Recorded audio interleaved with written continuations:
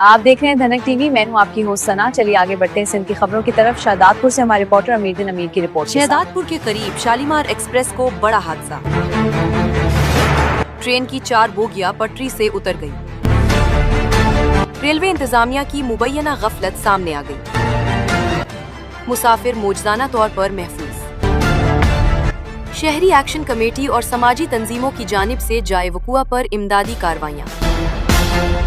حاجی محمد حنیف مغل کا حادثے کی اعلیٰ سطحی تحقیقات اور ذمہ داران کو سزا دینے کا مطالبہ۔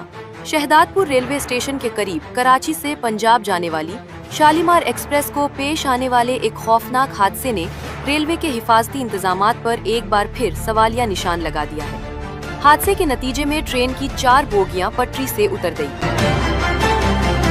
تاہم خوش قسمتی سے تمام مسافر محفوظ رہے۔ حادثے کی اطلاع ملتے ہی شہداد پور کی سیاسی، سماجی اور علمی شخصیات فوری طور پر جائے وقوع پر پہنچ گئی۔ امدادی کاموں کی نگرانی کے لیے ایس ڈی ایم شہداد پور، سیمس ہسپتال کے ڈائریکٹر اور سابق ایم پی اے محمد بخش خاصخیلی سمیت دیگر سیاسی رہنماؤں نے موقع کا دورہ کیا۔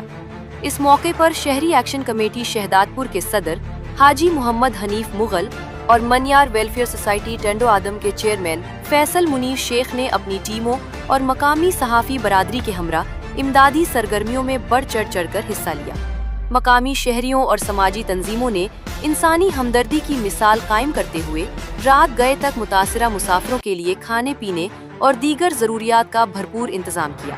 میڈیا سے گفتگو کرتے ہوئے شہری ایکشن کمیٹی کے صدر حاجی محمد حنیف مغل نے گہرے دکھ اور غصے کا اظہار کیا۔ انہوں نے کہا کہ محکمہ ریلوے میں آئے روز کے حادثات اب ایک معمول بن چکے ہیں، جن کی وجہ سے اب تک سینکڑوں قیمتی جانیں ضائع ہو چکی ہیں۔ شالیمار ایکسپریس کا یہ حادثہ بھی ریلوے انتظامیہ کی مبینہ غفلت اور لاپرواہی کا منہ بولتا ثبوت ہے۔ انہوں نے مزید کہا کہ اس حادثے میں مسافروں کا محفوظ رہنا کسی معجزے سے کم نہیں ہے۔ انہوں نے حکومت اور اعلیٰ حکام سے مطالبہ کیا کہ اس واقعے کی شفاف اور مثبت تحقیقات کرائی جائیں، اور جو بھی افسران یا اہلکار اس غفلت میں ملوث پائے جائیں انہیں قرار واقعی سزا دی جائے، تاکہ مستقبل میں ایسے حادثات سے بچا جا سکے۔